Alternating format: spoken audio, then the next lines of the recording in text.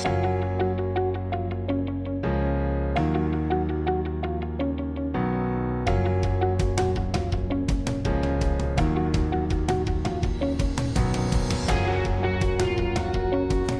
everybody and welcome. You are listening to MFL Total Access. I'm Will Power. This is Terry Babelis. This is the new guest, Joey Sisizik. Welcome to the show, Joey. Was it close? It was close. Nice. And thank you very much, young boy. You're most welcome. Thank you for coming on the show. First off, how do you pronounce your last name? Zick. Zick. Yeah. Zick. Not Sisizik. No. So why there's so many letters? Buddy, it's Hungarian. I didn't know that. Neither did I. I think we're gonna find a lot about you on the show tonight. I think we will. Start by introducing yourself. How long have you been playing in MFL? How long has it been? Your main teams. Okay. So I will actually start with a little anecdote. I was in Brossard on Sunday. I was talking to a kid named Jacob Byers, and he plays for who? What was the team he plays for? We don't talk about Brossard that much. Anything Brossard related, Okay, I'd save it fair for enough. that segment particularly, so we could expand it, and they could be happier. It's a good anecdote, though. Okay. I promise. Okay, so say it. Then. Okay. So Jacob Byers, he plays for what was that team we saw? Prime time. Okay, prime time. So he was asking me where I play, and I'm like, I play in the Saturday League, and he was like, oh, damn, like there's so many divisions. They have a podcast now. They have all this video, and he was saying like it's crazy how much the league has grown. And basically, before I was come on this podcast, I was thinking like I don't think you guys understand like how small this league was when it started. Like 4 teams. Before the rulebook king came along, we like literally it was in 2012 was when I came along, and John would go on Craigslist. That's crazy. And make an ad and say flag football every Saturday, and about like 10 or 12 of us would show up for that first summer. And you just like a pickup game. Absolutely, yeah. And usually John had to play quarterback like both sides. Oh shit. And then like the next season he started like he bought a lot of stuff like out of pocket. Like he spent a lot of money on this on his own, and he just like kept growing it every year, and then he didn't have to do those ads anymore. We started to finally make normal teams. We started doing like the award dinners over at like Station des Sports. Yeah. And then of course John made himself the inaugural MVP of the league. That's only fair, right? But like Josh got like the MVP of the league like the first like 5 years, it seemed like. Back in Josh's like great years. And now we're 64 teams, including Brossard. It's truly amazing. Yeah. Like just the fact that we have all this media here. It's I say this anecdote to like say like I really do look at the league with pride. Yeah. That's really well said, because I think that like when I first came in, I didn't know about all that other stuff, and it's starting in the other park, and like a lot of people who watch the show probably didn't know that either. So way to bring that in there. It's important. Totally. I mean, like it's so cool. Every year you just get new characters coming out. People bring their families on Saturdays, and like Their babies too. man, it's crazy. And like this I'll give another shout out to this Jacob kid. He said his uncle is a FPF quarterback, and his grandfather was also an FPF player. Now I gotta fact check that. I don't know for sure, but it's like there's a lot of folks who come out like to win, right? Like let's be honest, like our boy Steve. He's coming out to win. He's not messing around. But there's a huge portion of the MFL who come out to have a good time. They want to bring their family. Like I would say like Matthew Demers. For as long as they've been a team in this league, for them it's always been about like the having fun, bringing their families out. Yeah. So I'll let you guys take it away. Well said. MFL we call it a family, not a league, right? That's what's super cool about it. So do we get right into Division 1, or do we want to No, I think quiz Joey on some more MFL knowledge stuff? Let's jump into D1 now. I think you did good stuff. Should we start with none other than the Gros Coq A team? Bright and early, waking up, 9:30 in the morning. Yeah, you know what? We're just not a morning team, so I'll leave it at that. No, I'm kidding. And you guys destroyed Outlaws, weren't you? I felt that was also a very early game. I think that was an 11 o'clock game. I think you're right. A team came not to play this weekend, and Gros Coq came to play, and it was as simple as that. We brought our F team. We brought our F- team. Yes, well said. We lost the game 26-6. Terry, you ref the game. It was not a pretty show for A team. We scored late in the game. Almost got shut out. Dave got a rushing TD, but we just didn't have it.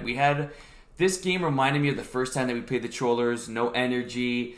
no really communication. Team vibe wasn't really there, and like credit Gold Cup because they took full advantage of that. They got Bress back. Hopefully, he's on the team permanently. Him playing at that one spot completely takes away like team's offenses, right? Because you can't really go deep as much. The intermediate routes aren't there, and credit Dom, credit that offense because like they statistically they didn't have a great game. If you look at like the players' stats, but they played as a team. They played for each other in this game, and like it was a huge win for them because you guys are both 3-3 prior to this game, exactly, right? and we had beaten them, so we would have had the tiebreaker. And right now, unfortunately for A team, is we're looking on the outside. We're the outside looking in right now, sitting at that 5th spot. I think even though there's 3 games left, it's safe to say they're going to finish with less points against than you guys. So that tiebreaker would have been huge because it would be the only way to have the tiebreaker. Because now, if you guys are 1-1, the points against are the second tiebreaker. Right, they'll pass through that, and. I think before the game, a couple of guys from Gold Cook were coming at me for the grade I gave them. And you guys, no one mentioned anything, so I think you guys were like happy with the grade I gave you guys with A team. I think I gave a B+, and Dave was complaining that like it should have at least been an A. Yeah. And what grade did you give them? I think like either C- or D+. Okay, so it wasn't good. Okay, but okay.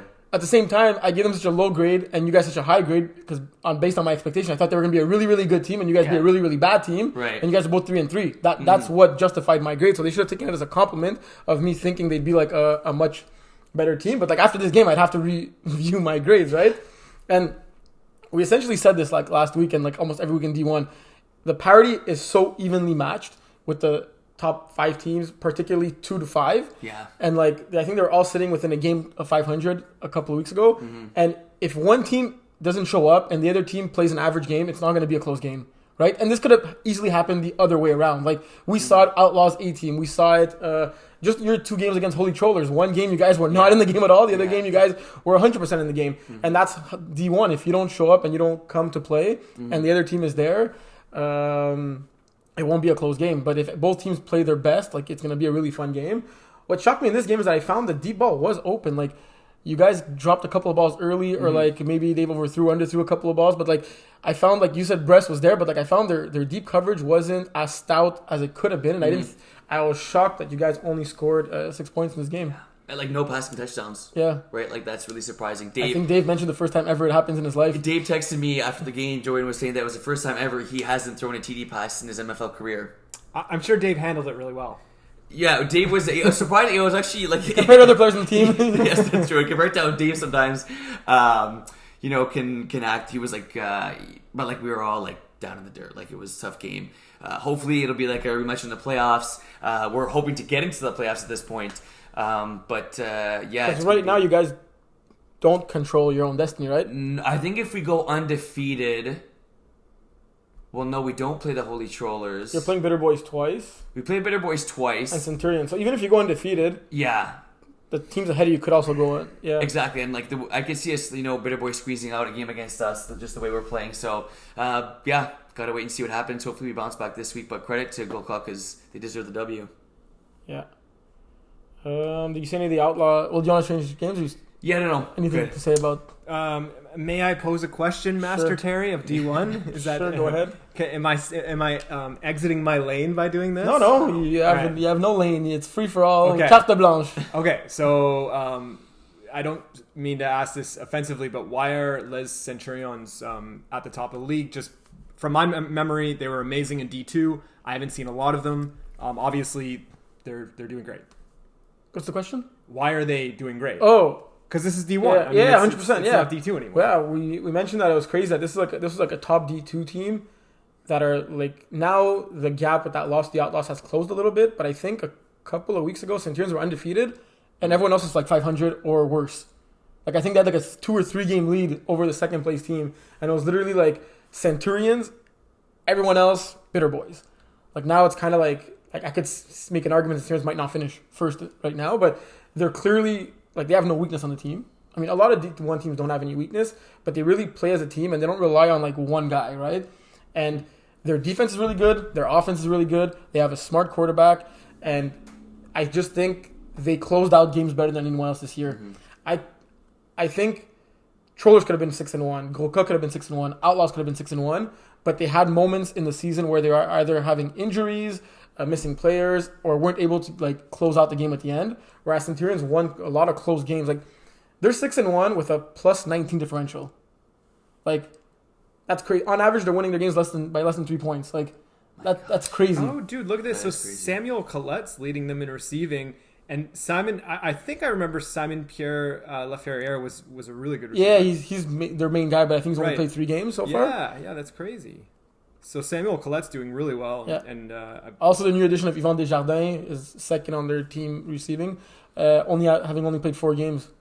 And Colette's also leading, I think, the league in interceptions. Interceptions, yeah. yeah, him and his brother are Xavier's solid too. Yeah, that whole team is solid. You won't find a weakness on that team. And I just think they've had less bad games than anyone else. Like, I think everyone has had a bad game, and I don't think. I mean, I didn't see Centurion's last game, and they were missing their starting quarterback, so I wouldn't consider maybe a bad game. But I didn't. Prior to that week, they didn't have any bad games. Like, they didn't have any like mess ups or screw ups, right? Look at this. Gabriel Archambault, 26 TDs, 3 INTs. Yeah. Damn. That's QB of the year type numbers. And unfortunately, he missed this past weekend Yeah. against the Outlaws. Yeah. So, Outlaws faced Centurions twice this year already, and in both times, each team had a backup quarterback, right? So these teams did not face each other with both their quarterbacks Right, present. full strength. And it might be a finals preview. Mm-hmm. Would it be that? Will that be the first time both their quarterbacks are gonna be there? I hope so. I know Steve is definitely not missing a finals, and I know Archambault, starting QB, is not missing a finals either. The thing is, his brother has played quarterback on the team before, right? Yeah, but what's surprising, I don't know He if it seemed came in comfortable in this late game. because they had Vincent, play like half the game. They each had 22 attempts, and it was literally his first attempts in D1 as a passer. And usually it is the brother Louis Archambault, who is a fairly good quarterback, who always subs in for Gabriel when he's not there. Yeah. So I don't know, maybe Louis came late, maybe he got injured. I have no idea. Looks like Louis did start the game. It was 26-0 at halftime, so maybe they decided to go with the QB change at that point. Yeah, because when I came, it was already late in the first half. But something rare to see, Terry, is both Kevin Shmuda and Svetna getting 100 receiving yards plus. Rare to see? I mean, 2 receivers in the same game. Yeah. You don't say that. I'm saying individually. Unless you're the trollers and it's Farhan and JC. Yeah, exactly. But yeah, no, like huge shout out to them. Not easy to make. Ariel that happen. getting the 3 touchdowns. Yeah, no, it was like the Outlaws were a well-oiled machine in this game, and they led from start to finish. The game was really never in doubt. And like, look, you think about the players Les Centurions were missing, but I don't leave them completely off the hook, right? Like, I mean, you still have ballers. You're missing your key guys 100%, but for a game to finish 46-12, I don't know. I'd be curious to see this matchup in the playoffs, like you said, though. And okay, the 12, maybe you're missing your quarterback, but giving up 46 points when you're one of the top defenses, your quarterback doesn't or rarely plays defense on this team. They had their main guys, I think, on defense, and it's not as if their backup quarterback threw like a bunch of picks and gave them short fields. Then that could like excuse the bad defense play, but it's not the case here. They only threw a total of 1 interception and still gave up 46 points. Impressive. Yeah, they had Francis at rusher. They had the leading interception guy, Samuel Colette. Yeah. Doesn't look like Yvan was there, or was he No, gone Yvan from was the not stat there. sheet? It's really interesting to see that how Steve has sort of morphed his Outlaws offense into today's version. To me, this is such a sick Outlaws offense. Like like maybe 3 or 4 years ago, It was boring. Well, he would rely on it was like Smuda, Cheyenne, Svetna, and now to see like guys like Gutkovsky, Ariel, Jafar, like it's. I think this is his best Outlaws team I've seen. Well, don't forget he's missing Marvin. For sure. Marvin's awesome. Yep. Marvin would also been in the part of this offense, right? Yeah. With these same names, right? That was the roster we had in the last season. He's got it down where his offensive system, like all these like short little plays that like so high percentage, it's just super tough to stop Steve. I mean, I think it's going to be fun to watch the D1 playoffs this year. Yeah, totally. And like that's the thing is, I'd say Steve does throw the ball. Like his bread and butter is short, but he's like shown that like he can throw that deep ball at a high percentage now, and like that just kind of makes this offense even more scary to watch. Yeah, like you're doing power rankings now, Terry. Who do you have at your number 1? Like, are you like It's you have hard. Centurions number 1 because they split against you guys, or does that loss by that many points flip them to number 2? I don't know. It's tough. I guess if I'm doing power rankings right now, I slightly have Centurions. I'll give them at 1. Outlaws at 2, just because I guess I'm crediting the fact that they were missing a few of their star Centurions were.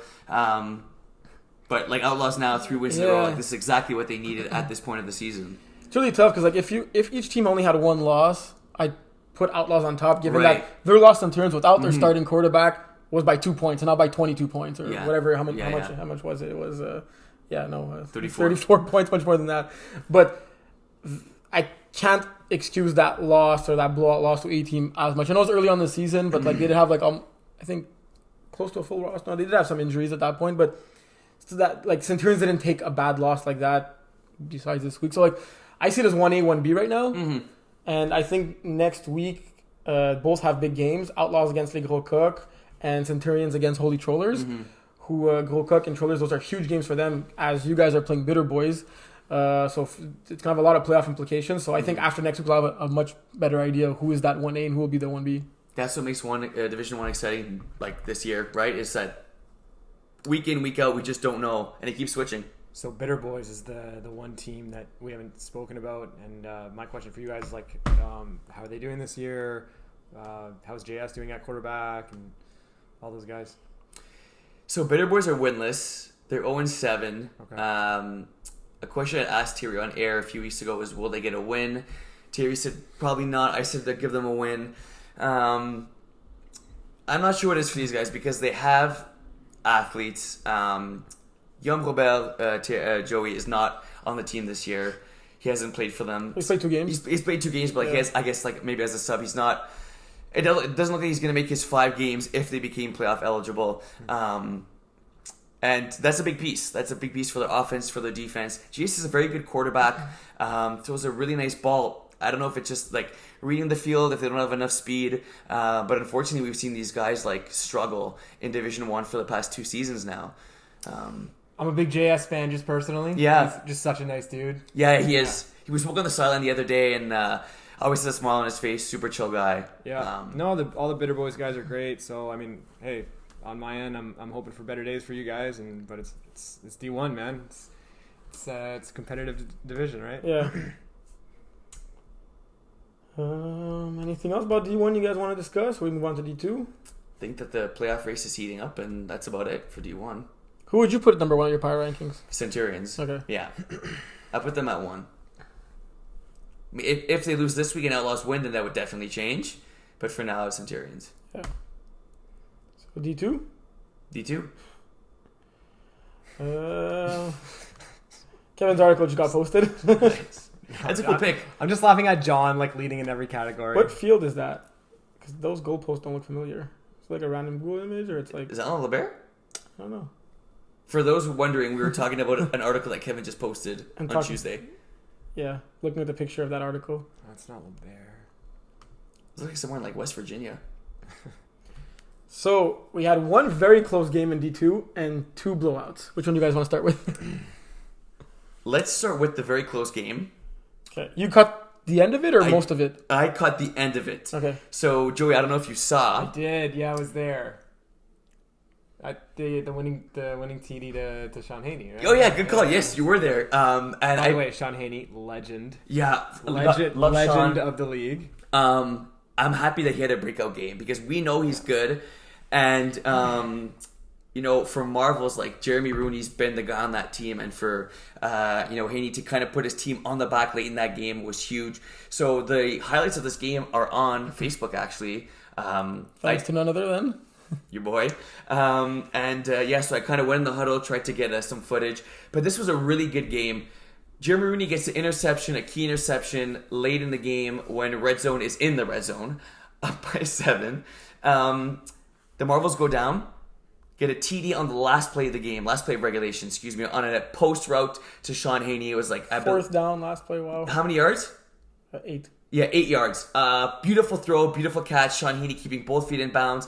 Then after that, they go for the 1 to force OT. Our boy Max Sidori gets the 1-point convert. Go back and forth in OT.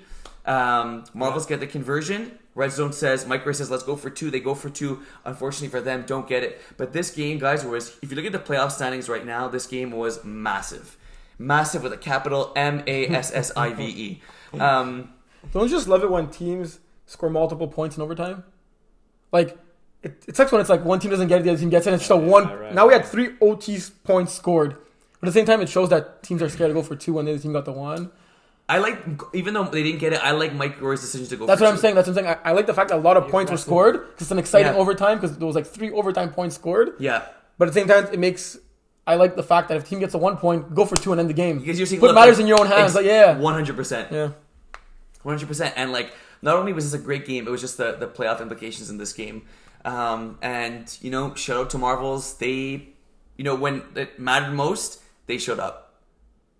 Not that Red Zone didn't. Red Zone, you know, look, you put them in that situation again, Red Zone are probably winning that game. They had the lead, they had it late, and, you know, Marvels really turned the tables around. I don't want to say save their season because we still got a few games left, but if Red Zone ends up missing the playoffs and Marvels make it, this is going to be the game that we look back on. Well said. Thank you. I don't have much to add to that. Max Sidori, another legend of Yeah. Very dependable receiver, Solid. amazing center for Max, and also always a good dude, always smiling. Yeah. Great to see at the field. Mm-hmm. Yeah. Good stuff, Max. I'm just the only thing I add to these, like I'm just adding like the character references. Like, That's perfectly okay. That's totally fine. that's all I have. Do we switch games? Yeah. Anything to say about those 2 blowouts? Iron Wolves, nice TDs, played in that one. It was a close game in the first half, actually. Iron Wolves were up by 6 heading into half with nice TDs starting with the ball. And then, after that, like, defensively, we stepped it up. Iron Wolves did. John had a very clean second half. Is this a mistake? John had a rushing TD. Really? Okay, but what's more surprising is the fact that John, do you see his defensive stats?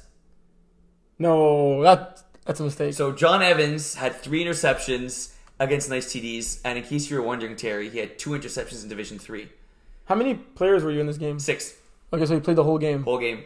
Okay, well, I thought maybe he came in for like 3 drives and got 3 points. Yeah, like a closer. Some Simon Valiquette type shit, you know? You probably had DeMario like ball hawking at safety all game, which is just like you don't have to worry about that side of the field. John plays the short and like he's fairly tall, so like sometimes you think you have a wide open receiver by just lobbing it and he just puts his hands up in the air and he makes that catch, right? No gloves either. Damn. Old school. Yeah, he had 5 interceptions, John did, on the day as a defender.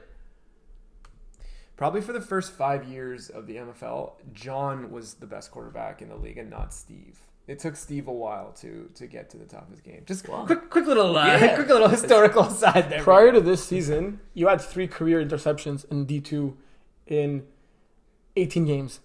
John tied that in 1 game. Wow. Thanks. I mean, you got 5 this year, so. That's true. Well, I mean, guys don't throw my way, right, Joey? Wait, who? So who got, You gotta follow, Joe. You gotta follow. who got 3 picks? John John 3 Evans got 3 picks as a defender. And Terry had to point out that in 18 games in D2, I only had 3 picks. prior to this season. Okay, honestly, like in the lower divisions, like in the wintertime when John like subs for D2, like he's actually pretty decent at defense. He'll make plays, but You think because he's a quarterback, he can't play defense. What's more impressive? he knows where to be. And He's so just, does Steve, actually. Oh yeah, we forgot to mention D1. Steve played defense the whole game and he got like a. Little Ray Lewis. Little Ray Lewis, about a foot shorter. Just Let's leave it at that. I'd say more than 1. More than 1 foot? Yeah.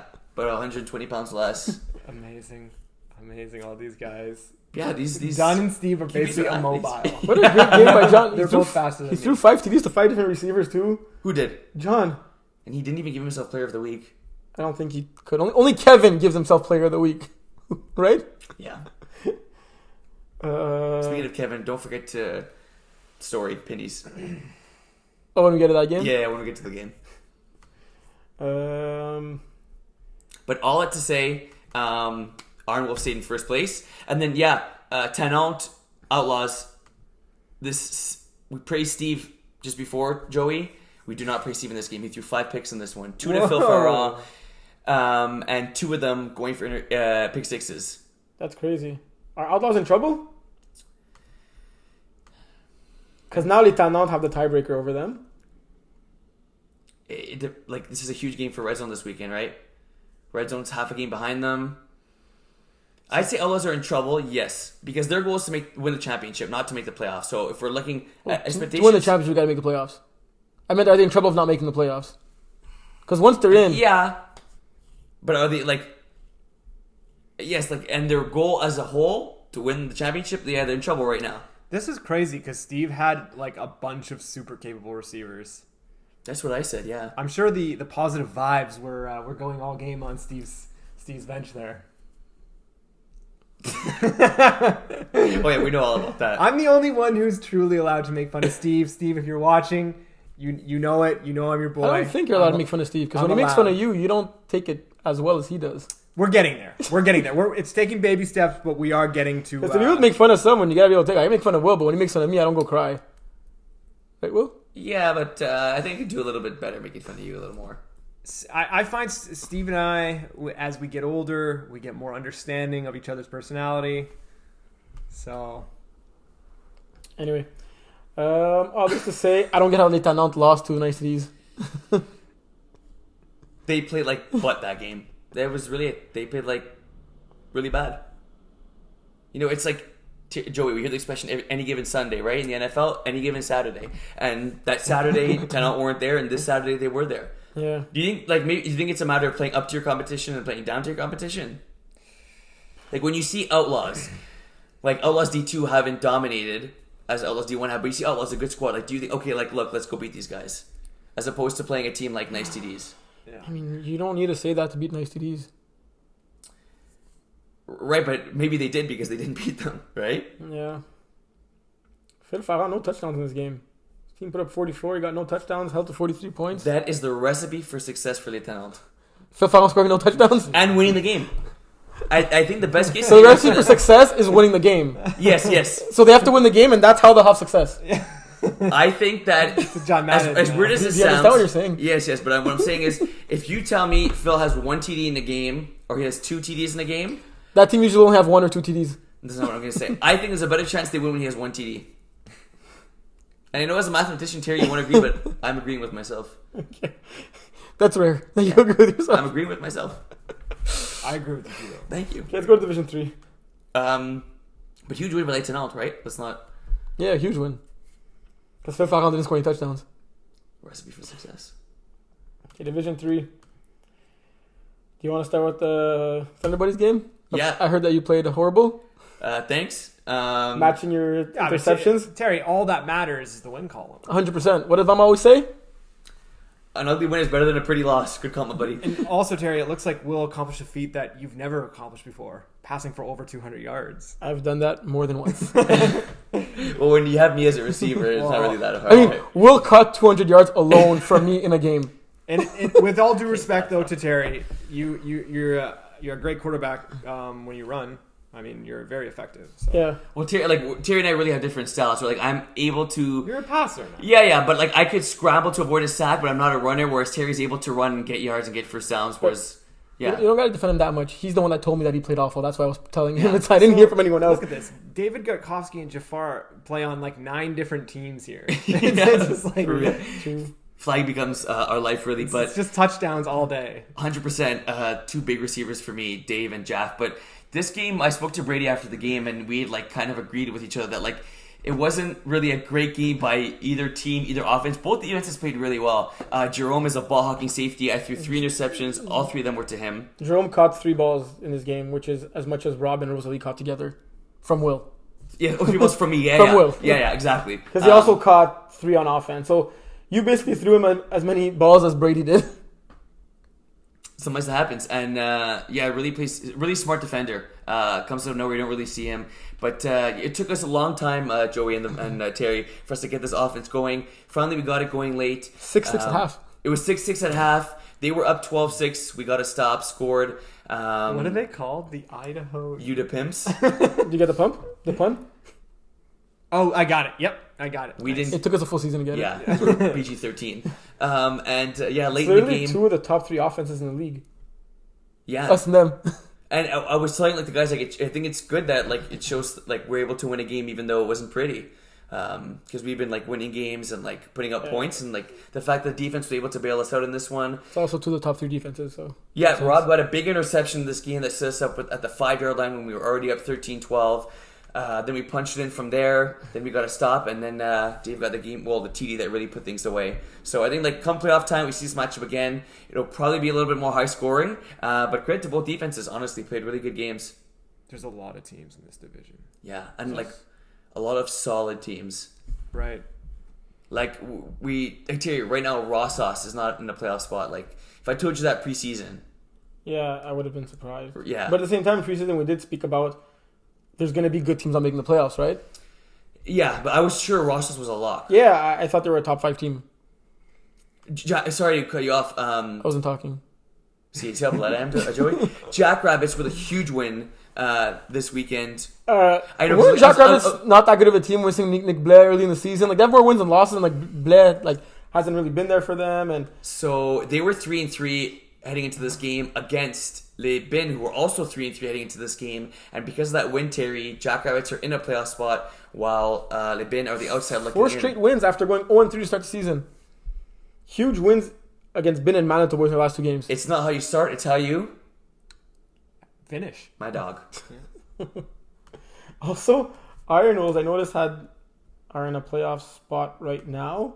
They had also started the season 1-3 and 3 straight wins. Shout out to Gab Boucher, who had a really big game against Old School. Yeah. And I told John to recruit him for his D3 team. Did you? And now After we're going to play Marvin's- against them this week. Yeah. Guys like Terry and Steve are just they're like hawks scouting these hats. kids. So Like, I they recruited him for someone else. They have to get these guys. I literally said I'm not I mad recruited him for someone else. I recruited that guy for John's team.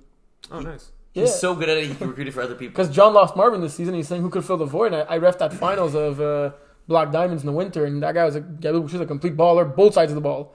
And I'm like, John, ask this guy to play on your D3 team. And he's leading the team in, I think, every category. So listen when I talk. And that was with Iggy throwing in that game. Iggy threw for Iron Wolves. Like, Gab Boucher has 10 touchdowns on that team, and the second leading guy has 3. Did you hear what I said? Yeah, Iggy threw in that game. Okay. Is Gab related to Catherine? I don't know, ask Will. Will knows the relations of brothers, sisters, Okay. cousins, girlfriends. Hey, but that, So guys, that was good entertainment. This is why people are watching this show, because you guys keep to it light. find out about the You couples. guys And keep it funny. thank you. So believe it or not, Gab and John, Gab, no, not Gab and John. Sorry. Boucher and Catherine. Sorry, thank you. Catherine and John are dating. yeah, that's Okay, that's old got news. No, but Catherine and Gab are married. Figure that one out. I'm just kidding, folks. But no, I don't think they're brother and sister, but I wouldn't be surprised. Well, there's a lot of Bouchers in Quebec. So. Yeah. We even have a Boucher team in D4. A full team of Bouchers. God. At first, I thought it was Catherine's team joining when I saw the team, and there was no roster. I'm like, oh, John, did Catherine... and you know, sometimes John just puts, like the last name team, right. like... Yeah. Oh yeah. Like, we forgot to talk about it in D2. I was going to put you on the spot, but I guess we should keep it for the final remarks. But Yeah, keep it talk from. about that. Let me put a note. I mean, so are I forget. you guys even going to talk about D5 today? Or Oh, and don't worry that you guys don't really. I mean, on this show we save the best for last. you offer very little value to the viewers of D5, so I don't. I mean, I just want to. That's why you're here, right? 100%. You took the words right out of my mouth. I mean, those grades were absurd. If I can speak for all of D. No, Absurdly good. no, they were. I think they were fair. I think mine were a little bit better. I mean, than when Terry's. Will's grading system is completely off, it's really hard to have good grades, right? Well, Like, Terry's grading system is like everybody else's and their mother, so I tried to invent like a little like a new grading system. It was fair, but I think you guys got exposed because, and I don't expect you guys to watch every D5 game, but Well, I only ref D5, just so you know. Terry only makes me. I'm only allowed to ref D5 games. well, we got like I felt it was like for like 5 weeks in a row. I remember I had Marvin. I forget who. I think it was. Oh yeah, it was Gabby Marvin like every week. Oh, refing your games. Yeah. Oh yeah. Which is good. Good refs. I'm good with them. any other games since we're still in Division 3? Well, yeah, we've hardly talked about T3. Yeah. We got to keep some respect here. So let's pick Manitoba one. boys destroying the Chiefs.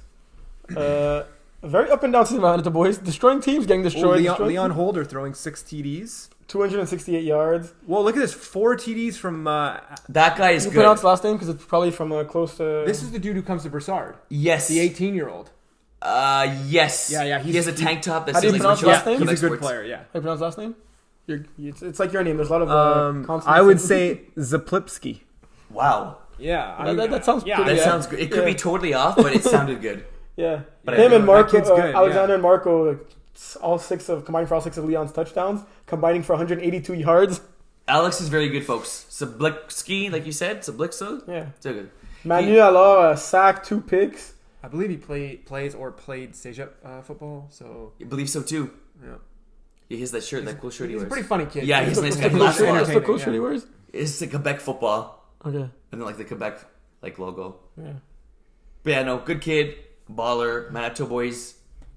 And what happened to Chiefs then?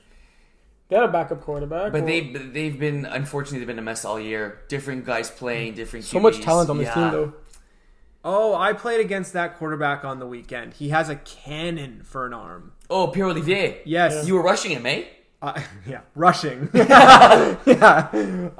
Yeah, super awesome arm, like perfect spiral. He struggles with short accuracy. He puts too much heat on the short balls.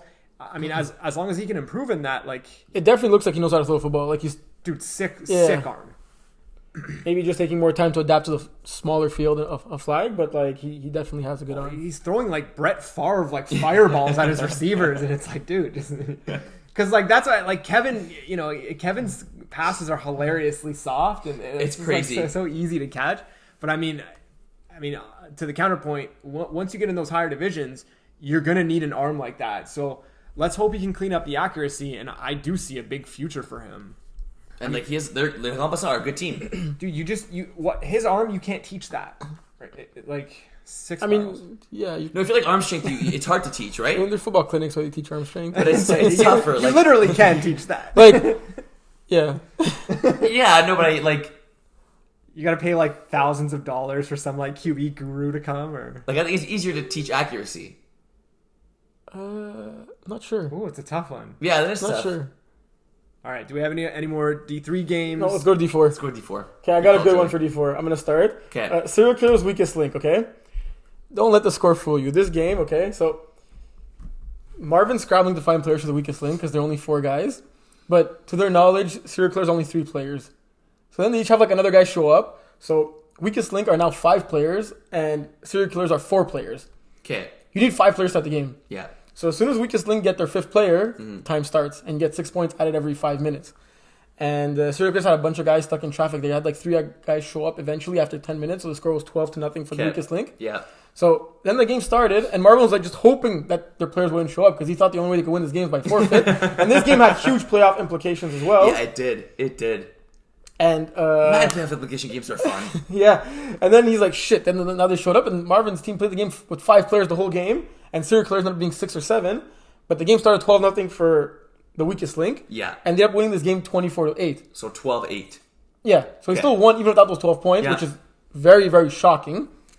And to make matters even worse, so serial killers started with the ball. Yeah. And then after their first possession, the weakest link had no football. And the serial killer's like, we're not going to give you our football. Like, no, we'll give you the football if he gives back our 12 points, or let's meet in the middle, 6 or whatever. And Marvin's like, no. But the league provides footballs, but Kevin had them in his car. So then as Kevin's walking back, because I was refereeing the game with Kevin, Kevin's walking back to the car to get the football. He's already like at the car, and they're like, okay, fine, just take our football. So I'm like, well, we only got 1 ref, so we got to wait for the other ref now that you guys decided to finally give the football. So that game was a mess from beginning to end. Sounds like a fun game to ref, though. Yeah. Serial killers scored twice on back-to-back touchdowns, and both times there was a Russian interference call that brought that back. That's all I gotta say. I don't understand how they didn't score more points on a 5-man. I was gonna say, are they overcomplicating things? Is it like because if you were going deep way too often when Marvin's literally lined up 30 yards in the backfield, literally waiting there, and like they would send one guy deep, and like, why are you testing Marvin one-on-one? Right. Like I know he has a cast, but like don't let that fool you. No. Yeah, I don't know what it was. Like they were just not playing their best football. Because this is like not what we're used to seeing from Serial Killers. We're like they were a high-scoring offense, right? Yeah, athletic guys. Like they complement each other really well because they have some quick guys. They have some guys that are a little bit slower but have good hands, and they're able to put like a few different guys in the quarterback situation. Yeah. Marvin led the team in passing yards and receiving yards with 25 receiving yards. Amazing. That's fairly impressive. All right, yeah. So, what other games were there? Phoenix won by forfeit. Tough. Mustard Tigers blew out the Sour Peeps. Well, at least the Sour Peeps showed up this week. So Brian Mustard must have had a nice game there. He probably has his receivers like John, Thomas Znaj. Like all the same guys have been playing for that team for a while. They're a good group of guys. They're a fun team. Very fun guys. Yep. So Tyler and Thomas leading in receiving. Okay, John Morris, good. And doesn't Mary Lou play for them too as rusher? Not this season. Okay. Yeah, I haven't seen her on the team this season. All right. So I saw another blowout there, 46-2, I believe. Yeah, Super Friends against the Goats. Who's the Super Friends?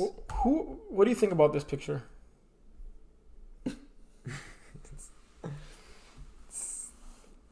It's something. No comment? I mean, I'm a Bills fan, so I don't talk about the Pats. I can't. They've destroyed us too many times on our own field. So Jacob Morin throwing 15 completions, 7 going for touchdowns. His brother Alex catching 7 of those 15. 227 of his 213 yards and 4 touchdowns out of the 7. We call that backyard football. Yeah, seriously. Damn. Like, Alex had more touchdowns than the Goats quarterback had, as many as he had completions. Yeah, do you think Goats move down next season? A division? Yeah. Yeah. They gotta, I think. Did they? Because, Joey, you asked who Super Friends were. Do you, if you know Flamboyant Flamingos, they were together and they split and they have their own separate teams now. So Flamboyant Flamingos are a team. There was dueling factions. Yes, in the same division. Interesting. Yeah. So interesting storyline there. I think some drama that split. No, it's just that the I roster don't think got so. big. Like, I think Flamingos had a couple of injuries, so they recruited some guys, notably the Moraine brothers, and then like the roster's getting bigger, and then they were like, let's just make 2 teams instead of 1. That's my understanding. Yeah, sometimes a team adds too many guys, and then there's not enough room for other guys in the team. I mean, I wouldn't know anything about that, but.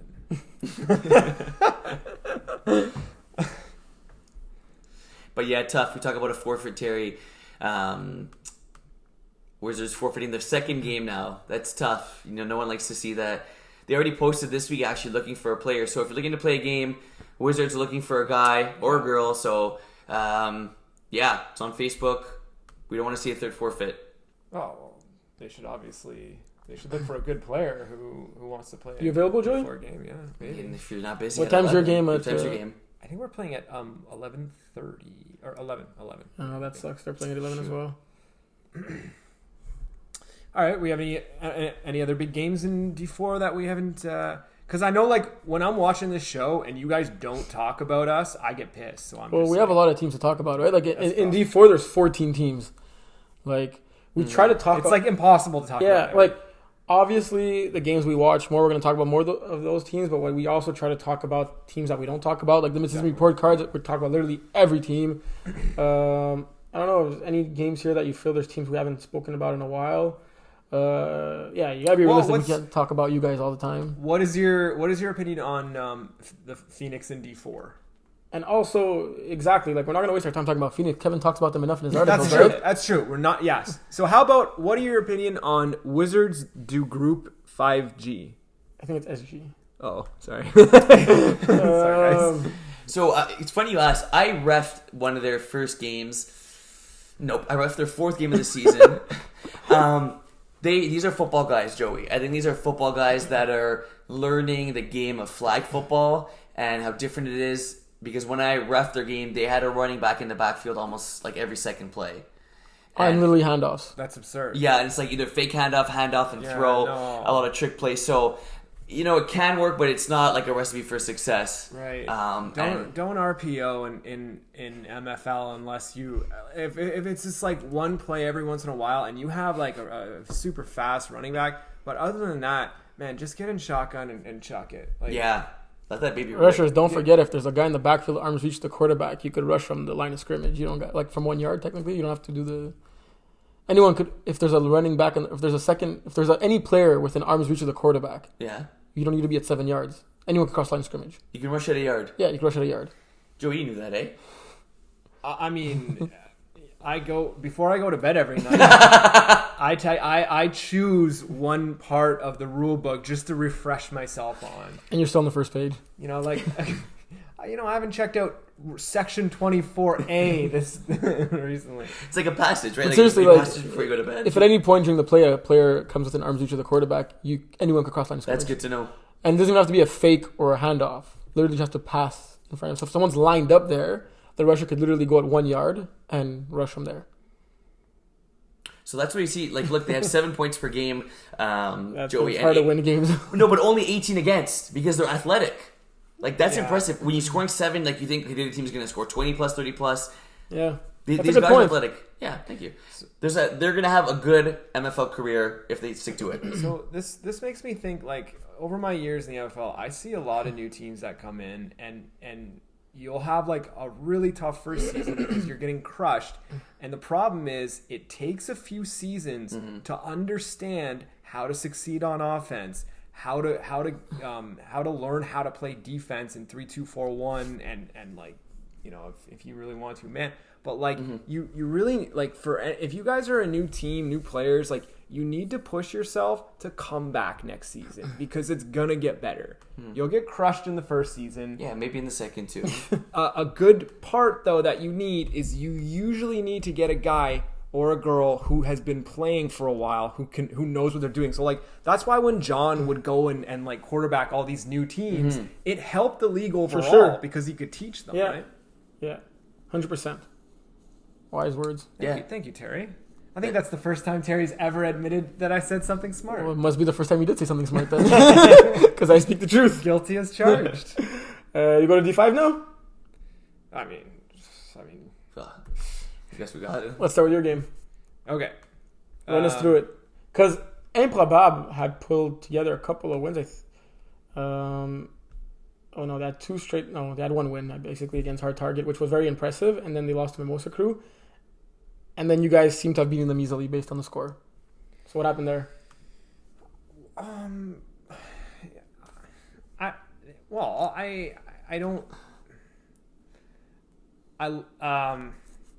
want some time? I don't think they have. We're talking about your team. I don't think that they have the offense to win a championship. I'll just keep it at that. They have good players who have been playing in this league for a long time. I'm like, that's just my first thought on you guys. I don't know. Maybe I need to watch you more. But I mean, yeah, like you got Matthew and Charles and it's all the same guys from Matthew's teams over the years. Maybe they were missing a few guys. I don't know. Well, the thing is, Matt actually kind of took over at quarterback because he wasn't originally the starting QB. Okay, so that's what I was trying to say. Yeah. I couldn't spit it out because I didn't want to be like, but who is their real quarterback? Charles, Matt's brother. And why wasn't he playing quarterback? It's been a couple of games that Matt took over because Charles plays on two teams, and he said, like, I think he works nights, and he just didn't want to have the quarterback duties. Yeah, I mean, I think unfortunately right now in D5 there's 4 truly competitive teams that I believe will be in the Final Four in the semifinals. Who are your 4? Because I can make an argument for 5. So my I think we're for 6. I'm gonna say, so us and Drama Club, I believe like for us, Drama Club is the dragon we have to slay, and then you also have Yan's team because Yan's playing really well this season. He has that massive receiver, Lazar. Yeah, that dude's a freak. And then the other team is the Night Triangles, who I don't really remember a lot from our game. I know we beat them, but they're doing really well. They're missing their quarterback in that game. Okay, Yeah, yep. So They always point it out in the comments. So there you go. Okay. Yeah. So that's What about les remplaçants, who you guys only beat by 1 possession on the last minute drive? They had like yellow pennies in that. I think. Oh, maybe you weren't there that game. Can you go to the roster? They have that. The quarterback's the guy who subbed for Chiefs, Pierre Olivier. I was not there. Yeah, I don't when think we you were there played that them, game. but I played for Drama Club on Saturday, and we played against them, and it was a pretty tight win with Simon at quarterback. But like I said, like about this quarterback, like he needs some improvement. Maybe he'll make me eat my words, and he'll like turn it on nearing the end of the season. But I don't know. He needs to get more accurate on those short balls, or else they're gonna have a really tough time. What do you sorry to cut you off, or sorry to almost cut you off. Mimosa Crew there, Joey, 5-2. Do you think that maybe they're the 5th best team? Because we talked about like teams. Roster, please. Man, this podcast has never been so unorganized. Can we finish talking about the Phoenix and Probab game first? Yeah, okay, sure. Like, why are we talking about everything? Master Terry's talking right now, Joey. So I mean, We started talking about Phoenix Improbable. We said 2-3 words. Now we're talking about every other team in the division. That makes it fun though. It's like popcorn. Like, you know what? Squeeze your popcorn. That's it. Popcorn Joey's meeting. complained that we don't talk about enough ADD is- enough teams or whatever, and now we're jumping from here to there. Well, I've never seen Matt throw. How is Matt as a quarterback? I know it's maybe wasn't his most impressive game, but like how does he throw a nice ball? honestly, for D5, I think he's a fair quarterback. He makes plenty of completions. They just didn't have too many like truly threatening players. We're very fortunate. We have Khalil, and a lot of the people on our team are improving like in front of our eyes. Like Big game by Veronique. Yeah, Veronique is like she's catching like 6 balls a game now. I told her I was like amazed by her improvement. Kat Blondin is dependable, and Vincent's Gabrielle Chaput has also improved. Were they there that game? So that's good. But I'm not going to talk about nobody wants to hear me talk about Phoenix, right? We got to talk about the who's Larry Ryan? We only had 5 players, so we needed 2 subs. They were 2 friends of John's, I think. Okay. I don't know if I'm seeing. Sorry. Yeah. No, go. Thanks. Go for it. I don't know if I'm seeing things, but I think it said Kevin had 2 interceptions as a defender. Is that right? Yeah. Yeah. No, Kevin gets picks. Yeah. I mean, it's D5. It's not the NFL. Kevin's a smart mind. He's a smart mind too, right? He has 4 on the season. That's but look at the reception count and look at how Kevin is spreading the ball around. That is impressive. 3 receivers over 20 receptions. In terms of yards, we got 2 over 200. The touchdowns could be a little more evened out though. Well, so look at Khalil. Khalil has 9 touchdowns on offense, and then look how many sacks he has on defense. He was 13, eh? Bro, he's almost 2 a game. Khalil's a cyborg. I call him the big freak. Yeah. But all right, enough about Phoenix. So we're gonna talk about Mosa Crew. That's what you're getting at. Yeah, because before I brought you guys back to where we were. Mimosa Crew has been a pleasant surprise for me this year. 5-2 right now. Struggled in years past. You talked about like cream of the crop in D Division 5. Didn't mention them. Any particular reason, or you just kind of like the other team sent up to you a little bit more? I need to see the roster. I need to understand how they 5-2 with a -40 differential. That's something else. Let me see. And their quarterback is a 1-2 TD to interception ratio. Good running quarterback. Even when you add the rushing touchdowns, it's still not. It's still below 1. They're winning games. Yes, they are. It's pretty impressive. Let's see their schedule. Who they got coming up? Titans, Buck, and Remplaçant. So they could very easily go 2-1, if not 3-0 in that stretch. Yeah. They were not playing Phoenix this year. That explains a lot. Yeah. Yeah, I've never. Yeah, so maybe there's a team, and maybe they're saying, Joey, you don't know what you're talking about. Like we're part of that top 4. I've never seen them play. They also have Dolphins uniforms, Terry. Joey.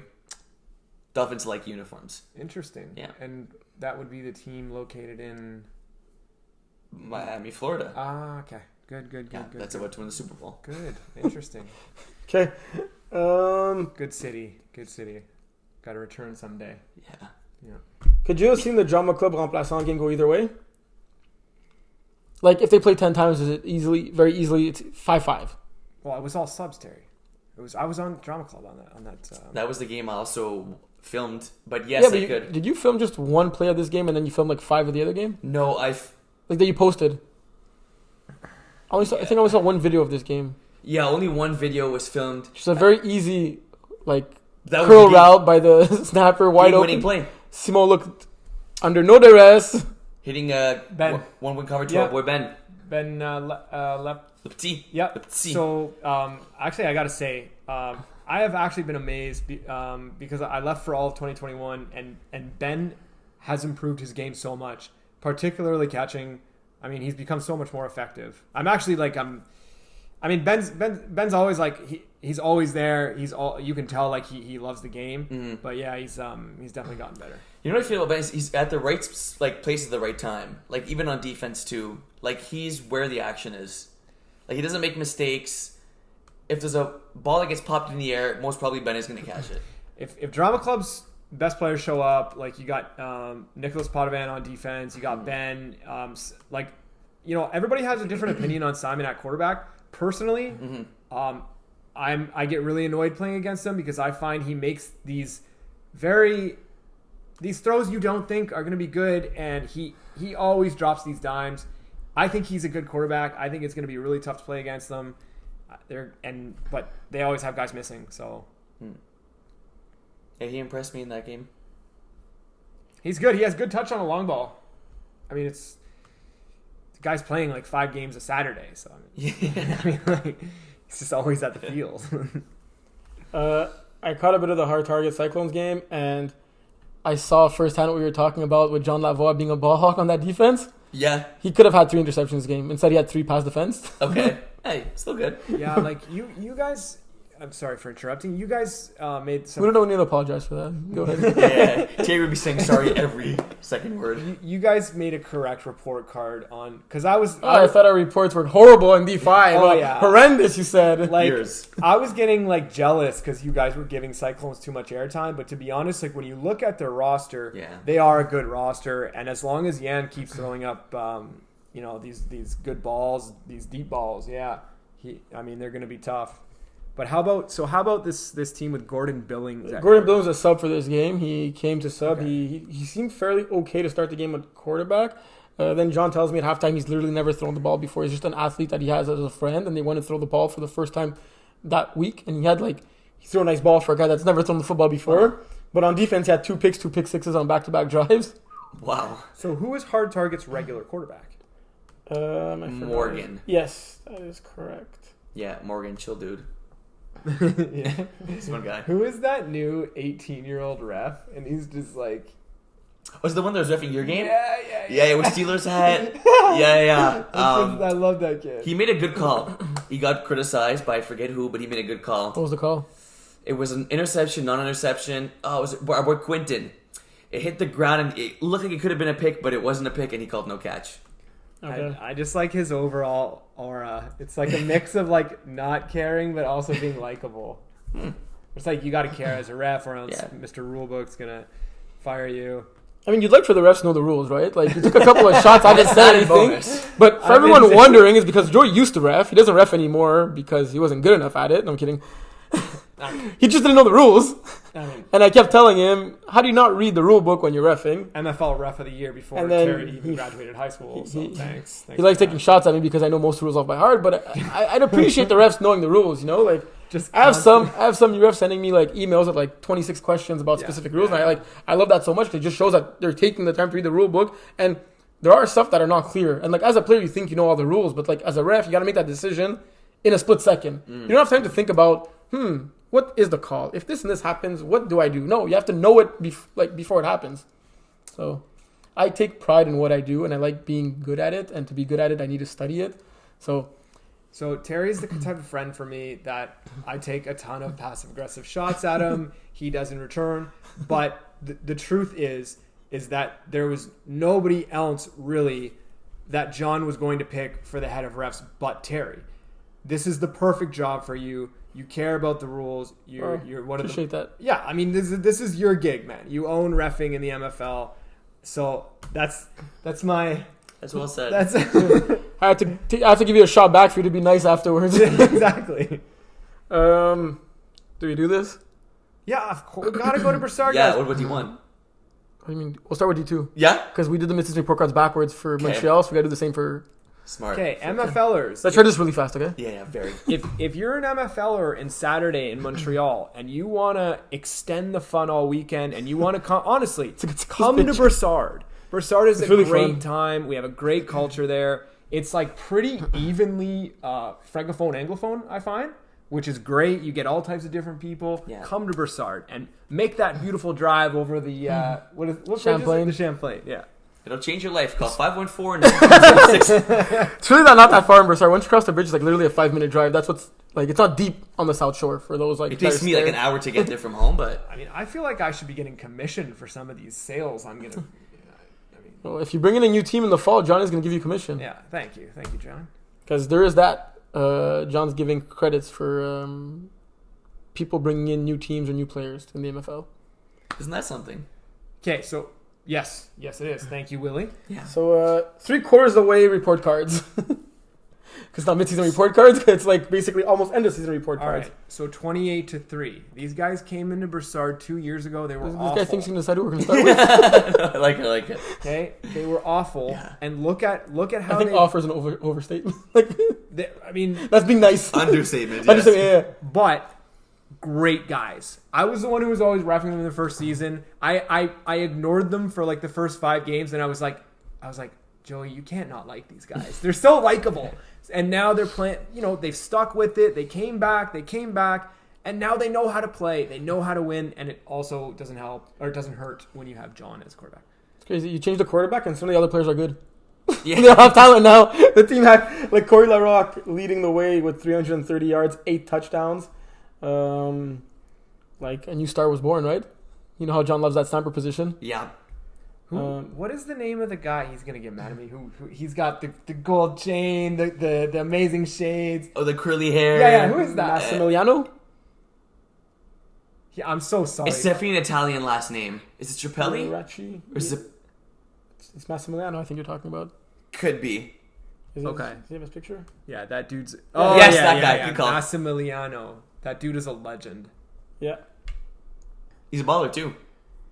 Well, this team Yeah. got a lot of ballers. Like, he's leading the team with 3 interceptions, tied with Nicolas. Cataret is just a court jester. He's Oh, actually yeah. out now. Yeah, unfortunately, towards ACL. Oh, that's not good. No. But we pray for a speedy recovery. Yeah, definitely. He's And got to he's get still a on the cane field. like Terry. Okay, Yeah. so... Sorry, what? I said he's got to get a cane. Yeah. Yeah. Well, that's why I think maybe he didn't tear his ACL. Maybe he just tore his meniscus. Because I don't think he got the MRI results yet. And what's his name? Nick was telling me that he was walking the week it happened. Like, I couldn't walk for 2 weeks. So if he was walking the week he tore his ACL, like, he'll be back in a month playing probably. It's a tear of some sort. So KOLB is in second. So I gotta give him a grade. We're giving out grades. What's your grade for 28-3?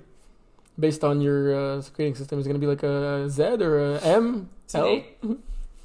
Do I get to grade? Yeah. Yeah. Okay. Give them an A. You guys are gonna not like this, but because you have John, that's my penalty for you. Because 28-3 is you guys. It's not John. So I'm gonna give a B+. Okay. Does that even really make sense? Not really. It doesn't make sense. Like their team. Look, is I don't with always John. make sense. That's what makes the show a good show. All right, I'll give you in between the B+ and the that's an A-. Actually, I'll give them Okay. A minus. You give them the B+, and he gives Okay, the fair A. enough. And there we go. There we go. Perfect. KOB. What's your grade for them? A minus. 5-1. Good squad. Only loss was against alternates, actually. I mean, it feels like they're just having like a Sunday laugh out there. Like my stepdad used to make fun of us, like if we weren't playing hard in hockey, and he'd be like, "You're having a Sunday skate," like like the public skating. Okay, right, yeah, right. We're like no, and like that's what I feel about KLB. Like they know they're good, and they're kind of like not playing or trying as hard as they could. Yeah. Like you have Quinton Phaneuf at receiver, and Quinton's not there to dominate. Yeah, He's there but- to have fun. And They do have a lot of guys coming back from a lot of injuries. This is one of the reasons why this team did not sign up in the Montreal League after winning D2. And they have Maxime Pilote, first time, I believe, quarterback. Yeah. they're both good athletes. They're Alex both Valliere brothers. leading the Very way good. with 350 yards, 6 touchdowns, and also with 10 sacks. You know how good of a rusher he is. Yeah. But I'm going to give this team, I think, a solid A just based on the fact that they got a new quarterback. Whenever you have a guy that's throwing for the first time 15 touchdowns to 6 interceptions, over 50% completion percentage, you can't really ask for more than that, right? Mm-hmm. Did you grade them? Yeah, I mean, I'll give them an. Bunch of athletes on the team. I'll go B+ as well. So I got both 28-3 and KLB at B+. Solid. Let's go with the Ravens, led by none other than Stephen Harpsod. Yeah. You want to go first, 20 Joey? touchdowns, 6 interceptions in 5 games. This is a team that was a little lost before they got the addition of a bunch of regulars of MFL to help them out. Yeah, now they're a squad. Yeah, now they're a squad, and they're 5-2, and they're a very good squad. Yes, they are. So 4 straight wins. I played against them on Sunday, Yeah. and JF. You've also played with them this season, I Yes, believe, I right? have. Yeah, and on Sunday, JF crushed me twice on 2 stop-and-go touchdowns. They were up by they were up 25. 31-6. Yeah. Steve takes his belt off at halftime, gives the football to JF. Steve knows he has the one in the bag. Probably opens a beer. He's having a good time. Yeah. We remove the quarterback reins from Rob White because he played like trash. We give the quarterback to Jacob Rose. Rose throws 3 straight TDs. Steve puts the belt back on. Why did That Rob was start a quarterback if it was primetime? He wanted to. Jacob Rose didn't mind not throwing? He did not mind, and the agreement was that both could play. But And Steve actually came back in the game of quarterback?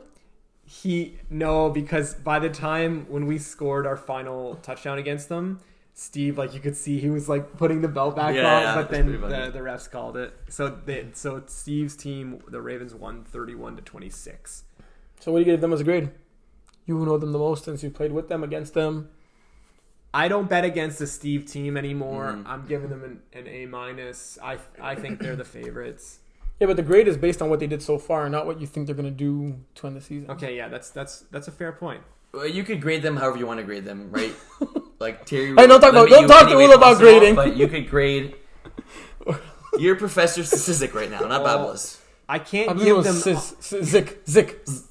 B+. So I got 3 at B+. There you go. I'm gonna go with what you were gonna give them in an A- because this team is hot. They won 4 straight games. They're sitting at 5-2. They got the addition of Alex on this team that's going to be full-time. Telling you guys he's a really good player. You got Steve at quarterback that shouldn't be allowed to throw in Brossard D2 in my opinion. So true. You got, like you said, Jeff, who The exception being it was a free agent team. he could be throwing to 6 toddlers and he shouldn't be allowed.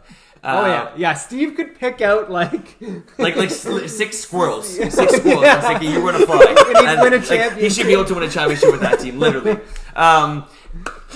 So Laurence on that team at the receiver, like you said, getting 2 stop and goes. Steve could have 6 Joeys at receiver. Yo, I hope 6 Joeys are better than 6 squirrels, for God's sake. It's questionable. I don't know. Squirrels got speed. Squirrels Bro, are much bro, you faster, see those yeah. brothers hang time? Bro, they got hang time. Bro, We're talking about the squirrels that have the net, the thing under their arms like a Flying flying squirrels. Yeah. Flying squirrels. bro, they got hang time. Let's move along. But yes, I was gonna say they got a solid squad. Laurence, who's like loves his flag football, there every Sunday. Cool guy. We played with him before. Foucault? That huge dude? That's 6 foot. No, the one that brings you on 2 stop and goes. GF. Oh, that's Jeff. Jeff, Yeah. His last name was Jeff's a good Laurence. guy. He called him Yeah, Laurence. Laurence. His last name is Laurence. Yeah. Let's stick to first name basis Yes, here. you're right. Sorry, GF. Yeah. Good player, getting better. Knows his stuff. Jason Armonti on the team, calling defense. Great guy. That will be demoted very quickly because that defense is not playing well. But they got guys to win championship in D2. Rusty trombones. What's the grade you got on them? 3. Aren't you guys getting hungry? Let's speed it up I'm a little bit. starving. Let's go B. B? But- Yeah, let's go B for them. Let's go B. I'm gonna go B. Rusty Trombones 5-3. I'm gonna go with a B plus for trombones because Well, because they started off hot, right? Now they're not so hot. yeah, 2 losses in a row. maybe B minus finally. But they lost to 2 very good teams, right? I just waited Terry to trade his grade. Well, I'm not really aware what's going on over here, so I just looked at their schedule, and they got 2 straight losses, 1 in overtime, 2 straight losses by a total of 3 points against 2 of the top teams in the division. So they lost 2 games in a row is what you're saying, correct? Well, I think you need to bring me on as a permanent co-host to keep Terry on his If you want to take over the show with Will, be my guest. No, we wouldn't kick you out. Come on now. Probably not exist after a week or 2. I actually love the show. Yeah. I think it's the perfect. Anyways, continue. What's your most okay did I give them? A B. We're Buccaneers now. So you're not going to give Richie Chambos? I gave you my grade. Remember, I changed it because you swayed. Oh, yeah, what did you give Richie Chambos? I don't know the Rusty Trombone. You play in this division. I need to see the roster. Well, Joey's only. You played, how many games you played in Brossard so far? I've He's been there every 2. week. Yeah. No, I only came No, 2 no, weeks. no. Yeah, Okay. but I'm gonna come every week because I love Brossard. My man. Okay, Buccaneer 3-4. I like these guys. They beat us this 2 weekend. straight wins. Yes, they also have a rusher who is tall, to say the least. He had like 5 or 6 PDs in the game. They beat 20-3 by 3 possessions, like He has I one- called in my bold prediction. He has 1 PD on the season, so I'm sure it was the scorekeeper that didn't do a great job. Buccaneers are inexperienced, But they won 2 games in a row. but they have they're some your new athletes. favorite team. Well, the thing What is, country was that? You're playing against your new favorite team. Who are you cheering for? I mean, I dropped balls on purpose. Not kidding. But Yeah, so in my bold prediction, I predicted them to be 22 by 3 possessions. They did that, and then they come out and they beat the alternates. So this is another team that's hot. 3 and 4. I like this squad. I like the potential I see in them. I'm gonna go with a B minus. They have a big dude at quarterback. I'm also going with B minus. This team didn't win very many games and wasn't even in the playoffs last fall in Brossard, and now they're making noise. On the outside looking in, For now. but at the same time, Eesh. I believe there should be 6 teams making the playoffs and not 4. Because if there's only 4, like, Yeah, it should be 6. but Rusty Trombone's at 5 and 3. Like, if there's only 4, the playoffs are basically set. No. Like, Buccaneer would have to win out. D2. We're gonna check that out, folks. We're checking out how many teams in Brossard D2 make the playoffs. It says 4. Well, based on the rule book, it should be 6. In the rule book, it says how many teams make the playoffs, depending on how many teams are in the division. And when there's an 8-team Really? division, it's 6 teams that make the playoffs. But maybe, not sure why on the site when you click playoffs, the red line's under 4. We'll check that out. We'll get back to you ASAP. So We'll get back to you what? ASAP. Like next week? Yeah. Earliest. So that's my grade. Well, where do I get one of these Mountain Dew T-shirts that you have? It's cool, eh? It's actually. We'll talk about it after. Yeah, thanks. It's Wright's Hawk and Wright's Mountain Dew. Like, what a weird shirt. I'm killing. Then you got pineapples on your I've shorts. worn this Like, twice in my life. it looks like you've worn it many more times than that. Willie. Okay. So we got the alternates. Is yes. that okay? It's your Willie's team. Yeah, that's How our you guys team. 2-5? Yeah. Oh, Marvin it's not hasn't a great been there grade. all year. Marvin played his first game. I played a game with them. With 2 games with them. Rob White has been a little up and down. Yeah, He has Let's some get a great D. games. I'm gonna go D minus. Okay. Yeah, I'm gonna go D minus. Weren't you supposed to throw for this team? I'm not sure. Okay. I believe you were. Yeah, So why don't you? because I believe I wasn't. What's your grade for them? D. Anyone you want to shout out on the team? Alternates? Yeah. Barbara, yeah, she's always positive. She loves the league. Everyone needs a little bit of Barbara. Yep. All right. But let's cross our fingers, alternates, that 6 teams make the playoffs. Because if it's 6, we're in for now. Prime time. Okay, primetime. Sorry, you should maybe go first because you said with them. But But you're not going to let him go first. no, I'm going to go first. Quarterback of primetime, like you just said before. Jacob Rose. He's a good quarterback. He threw some dimes in that game. Yeah. It was like a hurry up offense that was scoring out well for these guys. And I think if Steve Winter went out of the game, but if Steve didn't play the second half and he started at quarterback, Rose did the whole game, they would have won that game. It's a lot of ifs there. It's a lot of ifs, but I'll have to say Jacob Rose is a good quarterback. Yeah, well, they have one of the best receivers in the league. Yes. Is Elijah Clark. They have a good connection. And in winter, when they played in winter ball, they had this kid named Shamar, I believe. Yeah, he was a baller. Dude, they crushed us. They got Rose would throw like a 10-yard pass, and then either Elijah or Shamar would just take it like to the house. So they also got this. I think it was Nick Young, was it? Kyle Young. Kyle Young. Sorry, He's Kyle. is the touchdown leader on that team. Yeah, Kyle's a very capable receiver. Jacob is good, but he certainly has, he still has some growing to do. And Yeah. I mean, if you play him against Steve, it's like it's not a contest. I mean, Yeah. The experience there is right, like a lot too little. that's why I was talking to some guys on the weekend at Brossard saying that like this division needs to be split up into 2 and 3. Yeah, well, I don't know. Do you want to play the same team 4 times in the season? No, exactly. It's a tough. Like, it's always harder to have more parity in divisions when you have like a lot less teams, right? Like, yeah. But yeah, Elijah Clark. But I get what you're saying. Like, the top Yeah. teams in this division are a lot better than the bottom teams. Like, it's going to be blowouts. Elijah just needs somebody to get the football in his vicinity, and So what's your grade for them? D minus. I'll give him a D. I'll go with a C. Red Nutskins, new team, new quarterback, MVP Miles on this team leading the way. Who didn't quarterback last game? Yes, he did. He did? Yeah.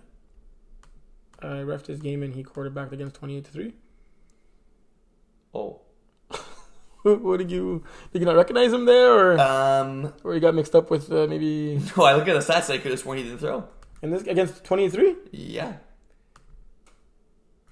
That's him. Miles Keller. Guess I was P.S. wrong. Primetime has this one dude named Payment, and he looks like he comes straight out of Game of Thrones. I don't think he understood that you were hungry. Really, I'm starving. I never seen Game of Thrones. Is that winter is coming? That's winter is coming, right? This Payment is their center. He's like really like short. beard. Yeah, he's really short and stocky. Yeah. And like there's a few times where like he just ran through dudes, and I was like, oh, okay, I gotta. But he's I mean, they have capable receivers. Anyway, sorry guys. So back to the Red Knot Skins. Okay. Miles, first time quarterbacking, but obviously like great football minds. Been playing the game for so long.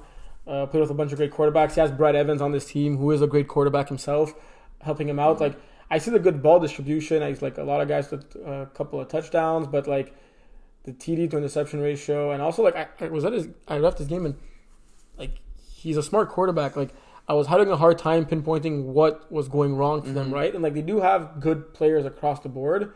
It's just maybe the fact that he's new to the game. It's gonna take time to adjust. I believe most of the guys haven't been playing back for the longest time, so yeah. I don't know if you guys have more insight on them. We give them a little bit of a break because, like you said, it's Miles' first time quarterbacking. I'd say I expect a little bit more with the knowledge of flag these guys have. Yeah, so I'm going to go with a D for that. I'm going D- again. F. Okay. No, a D. D1. Brossard D1. Speaking about Miles, who was the player of the week for Brossard D1, getting 3 touchdowns and 2 picks. He had a monster 2 game. Pick sixes? Yes, monster game. You refed it. Yeah, against his boy Brad Evans. Yep. So ça with Le Congrès, who is 1-7. So these guys are good. I played against them with Outlaws earlier on. They have a guy that looks exactly like Austin Matthews on the team. Really? Yep, he's also a really good player. What's his name? Not Austin Matthews. That's why they're good, because they have a guy that looks like Austin Matthews. Well, he happens to be a good football player as well. But these guys are good. You can tell they have some football background. I just think it's a, typical, like, being a little bit more organized. But what are we talking like clean shaven Austin Matthews or like gross? No, clean, yes. Okay. Clean shaven Austin Matthews, like baby Austin Matthews. All right. What's your grade for them? D+. Yeah, I don't know. I haven't seen them play once this season, and I had no idea who they are. I don't know any guys on the team. It's, Besides the fact that Stanislas is maybe Alex Bress's relative. Why? They just look similar? Or? The last name. Oh, right. Yeah. I haven't seen him because I haven't seen the team. yeah. But I do remember Vince mentioning me once that he had guys from Brossard that knew guys from Gold Cook, so could be that. Could be that. Yeah. Jackrabbits. This team I had higher expectations for going into the season, right? Mm-hmm. They had made the finals last fall. But once again, Nick was injured at quarterback, right? Mm-hmm. JC also missed a couple of games. I'm going to go with a D for them because they're only sitting they're on the outside looking in with just 2 wins. Mm-hmm. I mean, like, I said for them a few games, they're a good squad. Like, they have Daik, Nick's a good quarterback. JC, unfortunately, getting injured. What's your grade? I'm going to go D+ again. You? I'm not going to comment on D1. I've hardly watched. It's all you guys. La Horde. Team moving up from D2 to D1. Coming off 2 losses after pulling together 3 wins. They were missing one of their star players, Francois Rochette, for the last couple of games. Yes. Yeah, dude's a beast. He is. I call him Baby Hulk. 9 picks in 4 games is impressive. Baby Hulk. Dave St. Jean, obviously a baller for that team. He actually he really only used one of his hands in the last game because he had like a bandage on 2 of his fingers, so it's hard for him to catch type thing. So they've been dealt, I guess you could say, the injury bug, or I'm not sure why Rochette's missing. I like this team. I could see them winning it all as well. I'm going to go with a C for them. I'm going to go C+. Pardon my swag. Rochette, before I left for a year, I reffed him all the time. And like I would, I kind of like would say hi, and then so I came back a few months ago, and I was like, "Hey, Francois, like, how's it going? Do you remember me?" And he's just like, "No." I was just like, "Okay, all right, moving on." Pardon my swag. That game against Outlaws was like back and forth in that first half, and then like there was just no second half. Well, Miles took over the second half. That's what it was. They're sitting at 4-3, and they had a 3 game win streak at some point in the season. And they went loss, win, loss. This team had made the finals in the Winter. Mm-hmm. The highest division of the winter. Mm-hmm. Looking at the teams here, and that I don't know many, they're one of the teams I did know, and I was expecting more. So I'm gonna go with like a C-/D+ for them, because I was expecting them to be better. Yeah. I'll go with a C. Yeah. When they play good football, these guys play good football. They're tough to stop, and we've seen them play good football this year at times. Those guys, Patrick Pilote and Michael Kazaka, are really good. Like I saw Yes. them for the first time this weekend, and they were really, really good. So is their snapper Alex, who like has some torn ligaments in his knee, and he's still playing. Yeah, yeah. Yellow flag. Yeah. Oh, and Riley's one-handed. Riley's a baller. He's a straight up baller. I mean, he only makes crazy catches. Yeah, like for real. he don't catch the easy ones, but he makes those crazy one-handed catches. Yeah. And like on one of those catches during that game, someone screamed out. Yeah, and yeah. like Doop, doop. yeah, not only did he stay in, but like he got like a 15-yard yak after that. It was pretty crazy. Like you for sure thought if he was gonna make the catch, he would have like caught it and went out of bounds. But no, he somehow stayed inside. He is a very receiver friendly to his quarterback. He's very quarterback friendly as a receiver. Yeah, no, I got you though. Yeah. I got you. Yeah, my man. You painted a good picture. Receiver friendly, like somebody like reliable. Even more I'm so. glad you guys understand each other. Thanks. Outlaws. A-. Oh damn, the Outlaws and part of my swag split, and it was the exact same score, 45-26. 45-26, 45-26. Wow. Yeah, I think A- is accurate. I agree with that. Respect. Joey? Yeah, this is Steve's Brossard outlaw team, and a bunch of good dudes on this team. Miles, Josh, I can't even remember who else. Mace? Oh yeah, The Villains, last but not least. I think they get like a A+ for me. This is like a new team, I believe, coming in. He played winter. Okay. In what division? definitely the higher one. Because I was in 3, so it was either 1 or 2. I think it was 2. Because they played 2 and now they're in the highest division in Brossard. No, it was not 2. Whoops. These guys are good. Oh, it was 1, and they were 5-5. Second place finish. Yeah, their only loss is an OT against La Horde, who came up a division. Maybe they took them lightly in that game, but then they're 5-1. They have not played the Outlaws yet. They beat Part of My Swag by 1 point, so that was a big win for them. Mm-hmm. The thing with them is they don't rely on their offense or their defense. They're both can win games for them. When their defense is struggling, their offense can pick it up, vice versa. But they've been virtually flawless this year. Xavier Sauvé leading the way with almost 300 yards, 8 touchdowns. Great two-way player. Yeah. 3 picks on defense. Also got Simon Poirier with 10 sacks in 6 games. This is impressive. Check out that Irish name, Samuel Thompson O'Reilly. Yeah, really. Full Irish. And then you got Jeremy Thompson O'Reilly. Oh, okay. Yeah. Joey bringing in the geographics. Hey, play. that's I got to. I think that's a wrap, huh? Yeah, that is a wrap. I wanted to make a quick comment. I was super impressed when Matthew came on, and you guys were speaking French. I didn't know that Will could speak French that well. It was cool because obviously you want to be accessible to a wide audience on this podcast. I mean, me, Did you understand? You understand French, or you just not too much. But I was just super pumped that you guys were speaking. I know you have a hard time speaking, but you understand them for the most part. No, a tiny bit. Okay. Yeah, a tiny bit. Okay. I can follow along. But so do you have a hard time understanding that episode? Yes. Okay. Yes. But good that for you still appreciating it. Yeah, of course. You're if you think we have almost half of our league, arguably is not more, is francophone, and so you want to make entertainment that's going to be friendly in their language, right? Well said. What I did want to talk about though was we need an explanation. Got to ask you the hard questions. What happened to Joey's haters? Okay, all right. We're going into this. No, I mean, listen. I missed the name. I did, buddy. Great. Well, we had Joey's Lovers too. I would love to play for that team. Joey's Lovers. No, because I dipped away for fall and winter, and so and they kept the name during that time. Yeah, which was amazing. And but then you come back and they don't want the name anymore. No. You know that's not correct. Okay. If I would have came back after fall, it would have been like, fine. It's just like, okay, I missed one season. But then I missed 2 seasons. And at that point, you brought a lot more guys in. And it's like all 9 guys wanted back in. And they're just like, dude, like, we're not going to have playing time for you. Yeah. So then I said, I was in my feelings.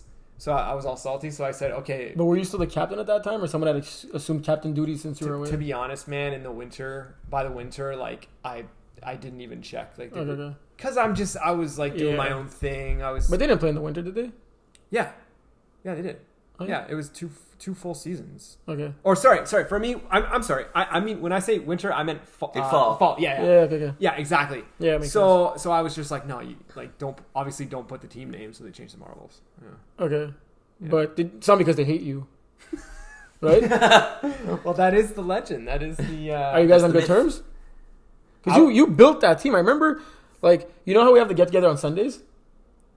Like at the end of the season, there's a get together on the Sunday and the award ceremony. Yeah. And you know, usually the season starts the following Saturday, like literally Right. less than a week. Like 6 days later. Yeah. I went So up to the fall Marvin. season, I'd never met him before. I was just like, you want to play it right team? Joey built his team that Sunday. Wow. And like had a team That's a register. story. Had a team register a week before the Is season that starts. the time you guys won?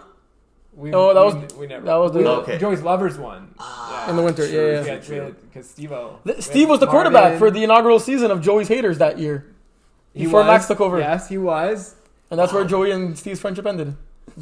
Or began?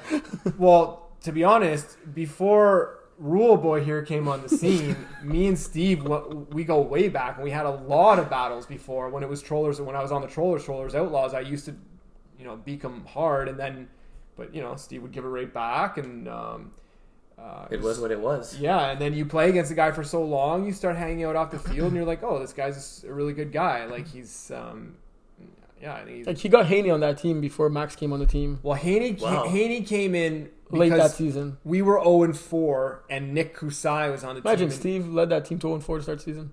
And then they went 6-4. Yeah. And then they lost to Space Apes in the playoffs in the first round. You guys? Yeah. But That's the game that Jaff picked off Steve 3 times. And you Or 4. guys had a good team. Yeah, we had a great team. Jaff oversaw. But you guys were the hottest. Like, we had finished 4-5 first round playoff game, and they were literally the hottest team going to the playoffs. 6 straight wins. We put out that fire. Space Apes were a good team, man. I mean, frankly, like, I don't know, you were the better team that day for sure.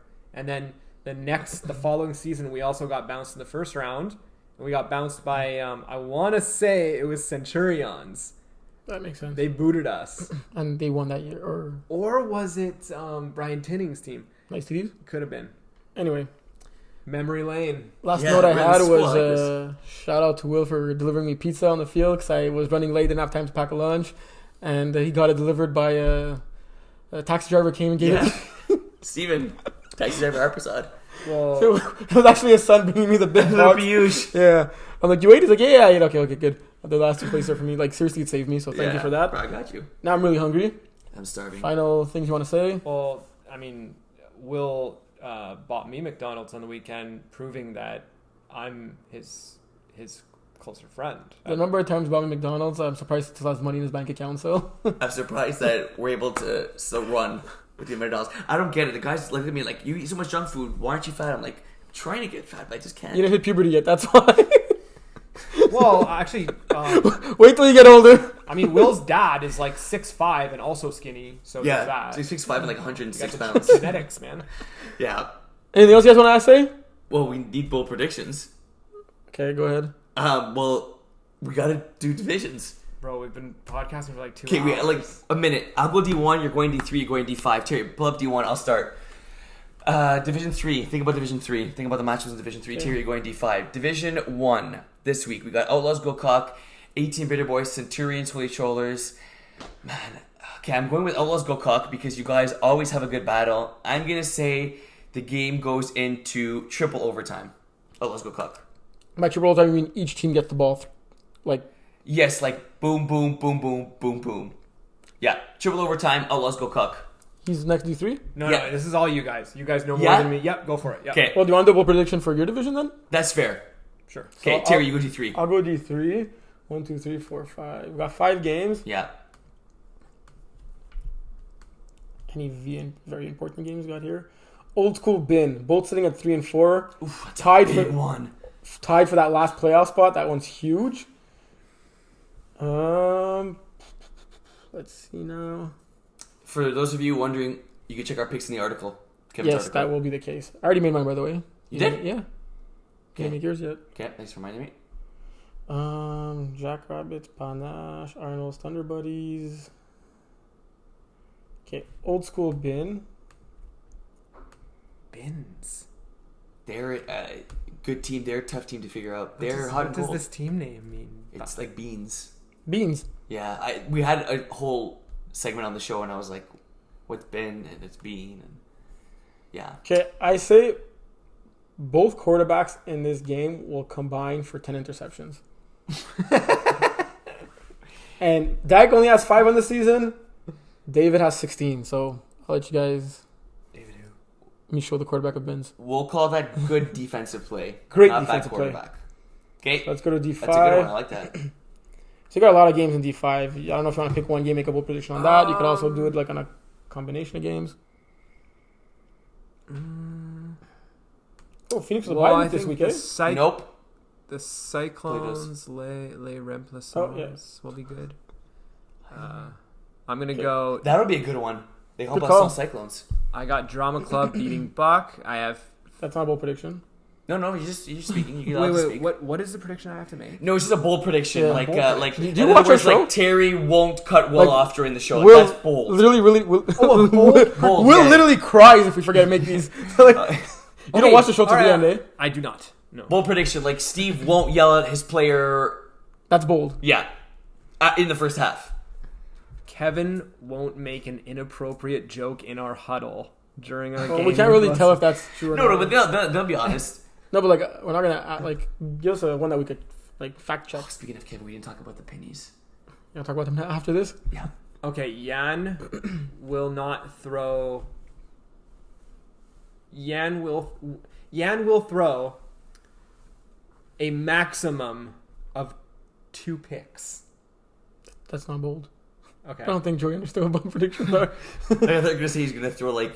Like if he throws 10 per game on average, then it would be bold to say he's gonna throw only 2.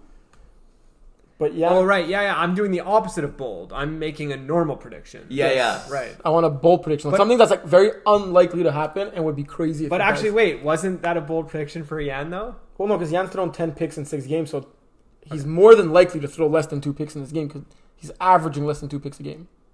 If you say Jan would throw 10 interceptions this game, that'd be bold. Okay, I got a bold prediction. You watch NFL Network? Bold. I actually don't. No. Why do we have him on the show?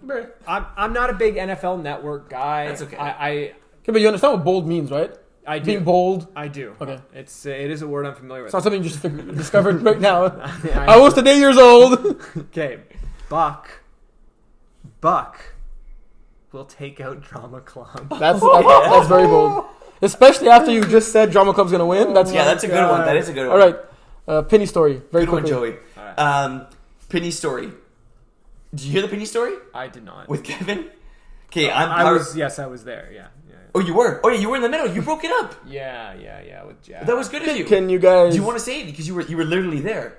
Kevin had a meltdown before our game at 9:30 a.m. Okay, listen.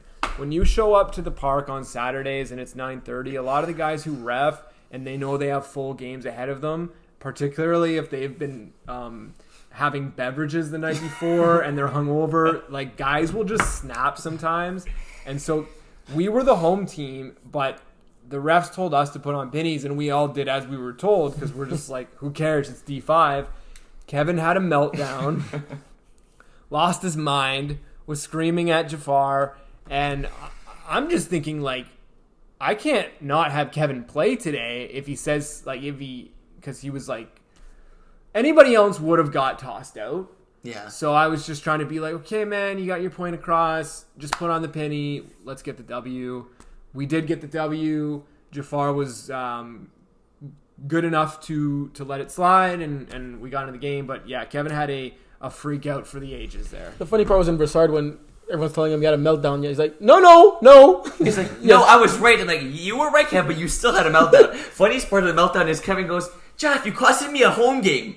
As if there's like birds and squirrels and like chipmunks watching and like cheering on your team. There were once upon a time, remember? What? Oh yeah, the chipmunks. I forgot about that. That was a funny segment of ours, huh? Kev goes to Josh, you costed me a home Can game. you find that episode? Do you remember which one it was? I'll find it. It'll take me a while, but I'll find it. Like, find it for me and like... Okay, I got you. I like rewatching like the funny parts, but like... that was a good... I believe we were talking about a Bitter Boys game. Oh yeah, and we're like the fans or something. It was tearing to have some pretty good comedy. But all that to say that Jeff costed you guys a home game. I would protest. Oh yeah. I would protest for you guys to have another home game. I mean, man, I was just like, Thank God you guys won the game, or else like you'd have to replay it, right? Oh, 100%. You guys You know what it was? I think the heat and everything of weeks past just got to Kevin. honestly, like last Saturday was hot. Did you guys end up wearing the pennies though? We did. Yeah, they were the pennies. The whole game? You didn't Yeah. miss We halftime? did. We did. Maybe you should be thanking Jeff. If they were the pennies, maybe you guys wouldn't have won. It's true.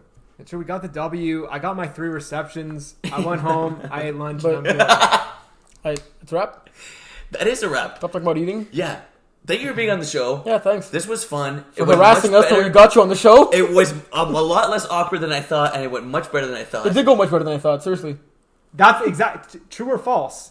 True or You false? were afraid to have me on the show. Oh no, I wasn't afraid of having you True. on It's the a show. No. lie. Afraid of what? Well, Terry, afraid is this mixture of different ways. Doesn't mean physically afraid or threatened. Afraid that me and you maybe would. No, as long as you don't sleep here, it's fine. Or you mean afraid that you would take his spot? No, You can have it if you want to. that could have been it. That could have been it. Yeah. No, I wasn't afraid. So we normally film during the day or very, very late at night. But when You thought we were gonna send each other too many jabs, and then it was gonna like be like, oh, like it No. was gonna get okay. mean, I was works gonna for bring you. my referee shirt. I mean, he made every excuse in the book. He's like, oh man, we record at lunch. Are you available? Knowing full well. Well, I mean, we that do record at lunch sometimes or at 3:00 in the morning. We made an exception for you. We never record on Tuesdays. It's the first time we're recording what on are a you saying Tuesday. 3 a.m. What's that? You don't watch our shows, do you? Like I watched the first like 10 minutes. That's fair. At least you're on. So does Stu, by the way. Stu says that he fast forwards his division and he watches, but Well, that's okay. Watch the intro, yeah, the final remarks, and your division. yeah, that's fair. I Yeah. love Stu. Because like you want to watch both predictions. We might talk about you. We might talk about you in the intro. We make most of the jokes in the end. It'd be interesting if you knew the stats and you knew how many people were watching all the way through the end. You have to get your Google Analytics. I could get that on Spotify, Spotify? and the podcast. Like, on the podcast, I could see. YouTube, right? I didn't look into it. Maybe probably, but like on the YouTube, you can check views. yeah, you could check views. But like on the Spotify and all that, I could see like literally how many people listen up to when. And like, let's say we have like 100 people listening on Spotify. I could see like all 100 listen the whole way, or they listen just the first 5 That's minutes. sick. Yeah. You know what I do? I go on YouTube and I click the video 100 times to get 100 views. No, I'm kidding. There were 0 people. All right, let's do it. Yeah, okay, I think that's actually it. Hope you enjoyed the show, folks. Thank you for coming on the show. We'll see you Saturday. This Saturday, all the games are at LeBaire. Yes, I'm so excited. the only time ever. So we'll be all together like army ants. We'll see you guys there, folks. Be safe. Yeah, You gonna end it or? Oh. I said you're doing every party show. Okay, see you guys.